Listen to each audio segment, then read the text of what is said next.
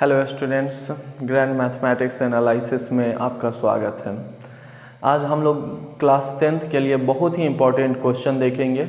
यदि आप लोग मेरे चैनल पे नए हो तो प्लीज़ मेरे चैनल को सब्सक्राइब कीजिएगा और जो भी मैं क्वेश्चन बताता हूँ उसको आप काफ़ी प्रैक्टिस कीजिएगा। अगर प्रैक्टिस कर लीजिएगा तो ऑब्जेक्टिव में 50 में 50 सही आप बना के आइएगा।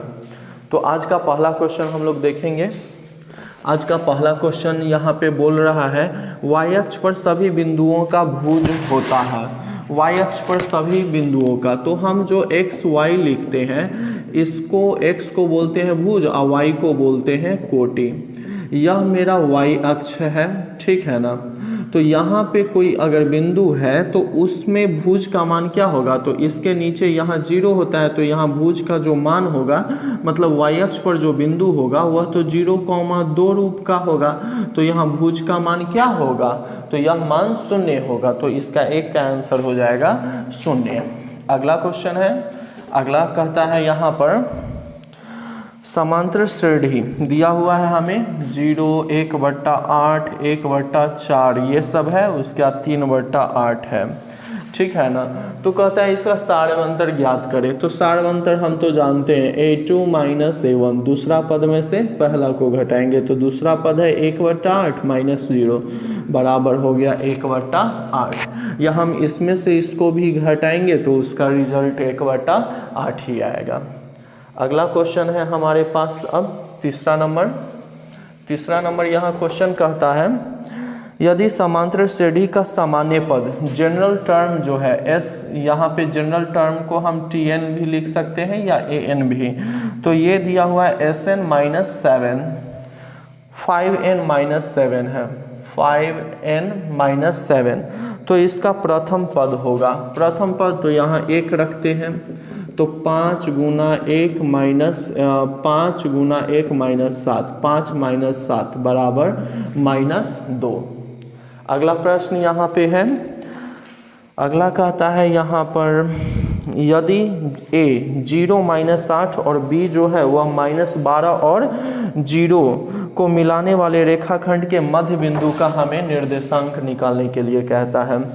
तो यह मेरा a हो गया जिसका निर्देशांक 0 - 8 है और यहाँ पे हो गया b -12 और 0 है। तो मध्य बिंदु इसका मान लेते हैं ये p है। तो इसका निर्देशांक तो बिल्कुल आसान है। मध्य बिंदु के लिए पहला को पहला से जोड़ेंगे तो यहाँ प्लस और ये माइनस, तो और 2 से भाग दे देंगे। दूसरा को दूसरा से जोड़ के और 2 से हम भाग दे देंगे। तो ये हो गया 2 × 6 = 12 और 2 × 4 = 8, 0 है इसलिए तो -6 और उधर आ गया -4, -6 और -4। अगला है यहाँ कहता है त्रिभुज ABC के शीर्षों के निर्देशांक जो है दे रखा है हमें यहाँ x1 y1 b x2 y2 तथा c x3 y3 है। तो इसके केंद्रक का निर्देशांक क्या होगा, तो हम जानते हैं केंद्रक को g से इंडिकेट करते हैं, हो जाएगा x1 + x2 + x3, अब बच्चा में 3, फिर हो जाएगा y1 + y2 + y3, अब बच्चा में हो जाएगा 3। तो इसका आंसर हो गया सी ऑप्शन। यदि बिंदुएं P 2 3 Q 4 के और R जो है 6 - 3 संरेख है तो K का मान है। मतलब यह जो है सो कहता है एक ही गो रेखा पर है। तो हमसे यहाँ पूछता है यहाँ पे K का मान क्या होगा। यह P जो है इसका कोऑर्डिनेट 2 3 हो गया, Q जो हो गया 4, K हो गया और R जो हो गया 6 - 3 हो गया। तो इसका हमें पूछता है K का मान क्या होगा, जबकि ये जो है सो हो जाएगा मेरा संरेख। तो यहाँ x1 के मान 2 हो गया, y1 के मान 3 हो गया, x2 के मान 4 हो गया, y2 के मान K हो गया, x3 के मान जो है 6 हो गया और y3 के मान -3 हुआ। तो इससे बने त्रिभुज का क्षेत्रफल जो होता है 0 होता है। तो इसलिए x1 y2 - y3 जोड़ x2 y3 - y1 plus x3 y1 - y2 इतना का जो रिजल्ट होता है यह 0 के बराबर होता है। त्रिभुज का क्षेत्रफल का फार्मूला ये है, लेकिन यह 2 उस साइड जाएगा तो यह तो गुना होके 0 हो जाएगा, तो इतना हम हटा देते हैं फार्मूला से और तब इसमें रख के हम सोल्व कर लेंगे इसे। तो x1 का मान 2 है, y2 y3 का मान k माइनस प्लस 3, x2 का मान यहाँ 4 है, y3 का मान -3 और y1 का मान जो है वो 3 है। x3 तो x3 का मान 6 है, y1 माइनस y1 का मान 3 और y2 का मान k बराबर हो गया 0। ठीक है, तो ये हो गया 2 के और ये 2 तिया 6, ये हो गया मेरा -6, तो 6 चौका 24 और ये 6 3 18 और -6 के बराबर हो गया 0। ठीक है, अब हम देखते हैं यहाँ पे, तो यह 2 के और -6 के, तो आ गया -4 के। ठीक है, उसके बाद 18 और 6 हो गया 24 और ये 24, तो +24 में से -24 बराबर 0, इससे ये कट गया, -4 के बराबर 0, तो 0 बट्टा -4 के बराबर आ गया 0। अगला क्वेश्चन है यहाँ पे, के का मान हो गया यहाँ पे 0।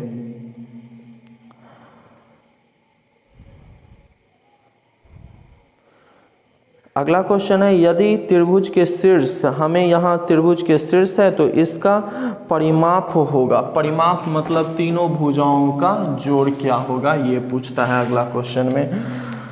तो यह त्रिभुज का शीर्ष दे रखा है, यह मान लेते हैं हम A 0 4 है, यह B जो है यह हो गया 0 0 है और यह C जो है यह हो गया 3 0।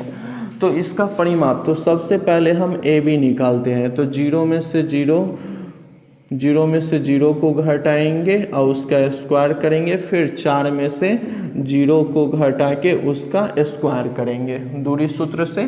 तो ये तो हो गया मेरा 4 के स्क्वायर, 4 चौका 16, 16 के वर्गमूल 4।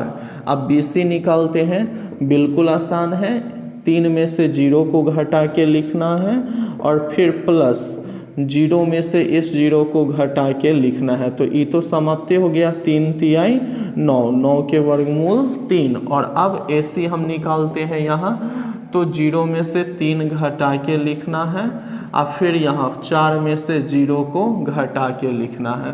तो 3 तिहाई 9 और 4 चौका 16, √25, इसका मान 5। तो त्रिभुज का परिमाप मतलब तीनों भुजाओं का जोड़, AB plus BC plus AC।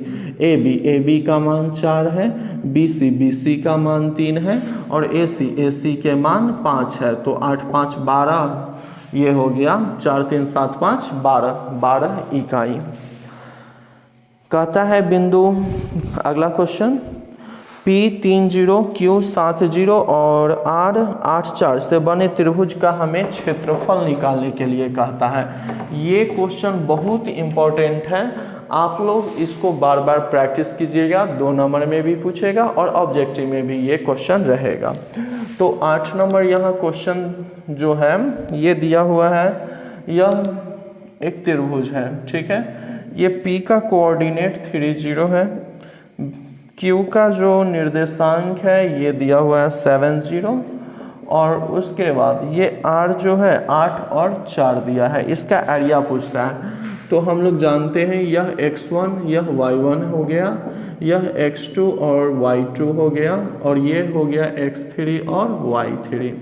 तो त्रिभुज का क्षेत्रफल जो होता है एरिया ऑफ हो गया PQR। तो ये फार्मूला हो गया 1/2 x1 y2 minus y3 plus x2 y3 minus y1 plus x3 y1 minus y2। ठीक है, तो 1/2 x1 के मान यहाँ पे है 3, y2 माइनस y3, तो y2 का मान 0 और y3 का मान हो गया 4। x2 का मान यहाँ पे 7 हो गया, y3 माइनस y3 का मान यहाँ 4 हो गया और y1 का मान 0 हो गया। x3, तो x3 का मान यहाँ 8 हो गया, y1 माइनस y2, तो y1 का मान जो है यहाँ 0 हो गया और y2 का मान जो है वो भी 0 हो गया। तो 1/2 ये हो गया 4 तिहाई 12, 7 चौका 28 और इससे ये 0 में गुना करेंगे तो 0, तो 1/2 28 में से 12 घटाएंगे तो आ गया 16, 2 8 16, तो इसका आंसर हो जाएगा 8 वर्ग इकाई। त्रिभुज के तीनों कोनों का योगफल होता है, आप लोग तो ये आसानी से दे देंगे इसका जवाब। त्रिभुज के तीनों कोनों का योग जो होता है 180 डिग्री होता है। अगला क्वेश्चन है यहाँ PQR में एक त्रिभुज दिया हुआ है हमें, PQR में कहता है यहाँ PQ और PR बराबर है, PQ और PR बराबर है, Q 40 डिग्री है, E 40, तो E इसके बराबर तो ये भी 40 हो गया।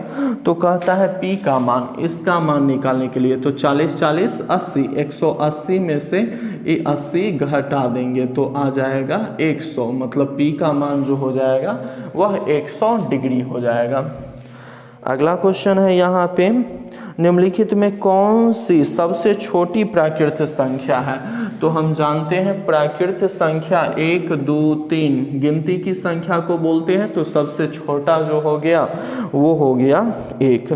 कहता है निम्नलिखित में कौन सी परिमेय संख्या है, निम्न में कौन परिमेय संख्या है। ऑप्शन है 0, ये भी √25, तो ये इसका वर्गमूल जो है 5 होता है, तो ये परिमेय संख्या है। √5, तो ये रूट से बाहर नहीं निकलेगा, अपरिमेय है। 1/√2 ये भी अपरिमेय है। √3 + √3, तो ये भी अपरिमेय है, तो आंसर हो जाएगा √25। नेक्स्ट क्वेश्चन 13 नंबर है, कहता है निम्नलिखित में कौन सी अपरिमेय संख्या है। अगला पूछता है हमें कौन सी अपरिमेय संख्या है, तो ए ऑप्शन दिया हुआ है ये, तो इसका ये मेरा परिमेय संख्या ही है। बी में √16 का वर्गमूल 4, तो परिमेय संख्या है। उसके बाद 9/27 रूट में दिया है, तो 9 तिया 27, 1/√3, 1 का वर्गमूल 1 और 3 का वर्गमूल √3, तो यही जो है ये मेरा हो गया अपरिमेय संख्या। 14 क्वेश्चन में कहता है यदि P और Q दो अभाज्य संख्या है तो उनका मौसा होगा।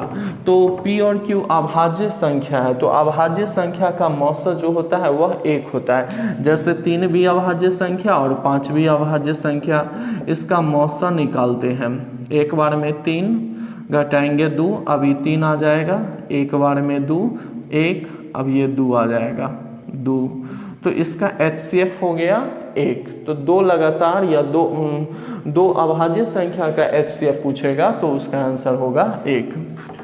अगला क्वेश्चन है, कहता है यहाँ पे 15 नंबर क्वेश्चन कि 0.13 के ऊपर रैंकिंग है, इसका मान पूछता है। तो इसको बनाना सिंपल है, 13 दोनों पर रैंकिंग है तो 2 × 9, ये हो गया 13/99। इस तरीके का कोई भी क्वेश्चन आएगा, जैसे मान लेते हैं 0.42 दोनों पर है रैंकिंग, तो 42 दोनों पर रैंकिंग है तो 2 × 9। मान लेते हैं 0.6 के ऊपर रैंकिंग, तो एक ऊपर है तो 6 1 9, इस तरीका से हम दे देंगे। कहता है 18 और 72 का मौसा क्या होगा। बिल्कुल आसान है, 18 और 72 सिंपल में हम निकालेंगे।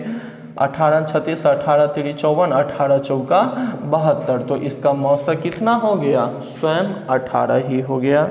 अब कहता है √12 का परिमेयकरण गुणांक है, √12 का परिमेयकरण गुणांक है। तो 12 का पहले फैक्टर तोड़ लेते हैं, 2 दूनी 4, 4 तिया 12, ये हो गया।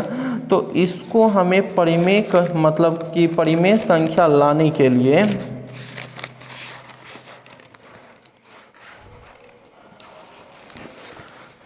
परिमेय संख्या इसको बनाने के लिए हमें इसमें कितना से गुना करना होगा। तो हम यहाँ देख रहे हैं इसको परिमेय संख्या लाने के लिए इन दूगों में से तो एक निकल जाएगा, परंतु 3 तो नहीं निकलेगा। तो हमें इसमें गुना करना होगा √3 से। अगर हम √3 से गुना करेंगे तो ये भी इसमें आ जाएगा। तो 2 गुना 2 और 3 गुना 3, तब क्या होगा कि दूगो और ई दूगो जोड़ा पुर जाएगा। तो परिमेयकरण गुणांक क्या है, मतलब कि कौन ऐसी संख्या से हम इसमें गुना करें कि यह जो है मेरा परिमेय संख्या के रूप में आ जाएगा। तो हमें उस कंडीशन में इसमें कितना से गुना करना होगा, √3 से। तो यहाँ परिमेयकरण गुणांक जो हो जाएगा वो हो जाएगा √3। नेक्स्ट क्वेश्चन है 18, यदि p एक धनात्मक पूर्णांक है तो धनात्मक सम पूर्णांक का रूप होगा। तो सम पूर्णांक का रूप 2p देखते हैं पहला ऑप्शन। तो 2 और p के मान 1 मान लेते हैं तो 2 आया, 2 और p के मान 2 मान लेते हैं तो 2 दूनी 4। यहाँ विषम संख्या रखे तो भी सम रिजल्ट आया, और यहाँ सम संख्या रखे तो भी रिजल्ट सम आया। तो यहाँ पे कहता है p एक धनात्मक पूर्णांक है तो धनात्मक सम पूर्णांक का रूप जो है यह हो जाएगा मेरा 2p रूप का।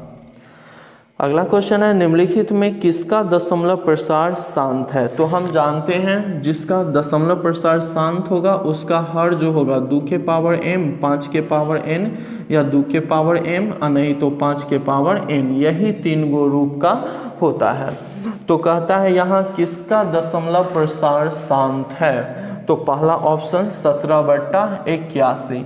हम 81 का फैक्टर तोड़ेंगे, 3 से हो गया 27 बार, 3 से 9 और 3 से 3, हर में 3 आ गया, इसलिए ये शांत नहीं होगा। दूसरा ऑप्शन है 16/41। ये तो अभाज्य संख्या नीचे हो गया, इसलिए ये भी शांत नहीं होगा। 13/45 है तो 45 का फैक्टर तोड़ेंगे हम यहाँ 3 से 15 बार में और 3 से 5, तो इसके फैक्टर में हर के फैक्टर में 3 आ गया, इसलिए नहीं होगा। हमें नीचे चाहिए 2 नहीं तो 5 और नहीं तो दोनों का गुणनफल के रूप में। और एक है 19/80। तो 80 का फैक्टर तोड़ लेते हैं, 2 से 40 बार में, 2 से 20 बार में, 2 से 10 बार में, 2 से 5 बार में, 2 और केवल 5 आया। हमें आगे कुछ नहीं करना है, 2 और 5 है, इसका मतलब यही मेरा आंसर हो गया। और उसके बाद आज का अंतिम क्वेश्चन है, निम्नलिखित में किसका दशमलव प्रसार अशांत है। तो जो 2 और 5 को छोड़ के जो भी रूप में आएगा हर, वह अशांत होगा। जैसे 15/400 है तो पहले इसको हम सॉर्ट कर लेते हैं। 5 दिया या 5 से 5 8 40, 3/80। अब 80 का फैक्टर तोड़ते हैं, 2 से 40 बार में, 2 से 20 बार में, 2 से 10 बार में और 2 से 5। 2 और 5 के फॉर्मेट में इसका अभाज्य गुणनखंड आया, इसलिए ये शांत होगा। अगला है 17/80 बी नंबर। तो अभी हम 80 का यहाँ देखे ही हैं, इसलिए ये भी शांत हो जाएगा। सी नंबर है यहाँ 13/121। तो 121 का हम 11 से लगाते हैं, तो यहाँ जो है हर जो है ये 2 और 5 के रूप में नहीं है, इसलिए ये हो जाएगा मेरा अशांत।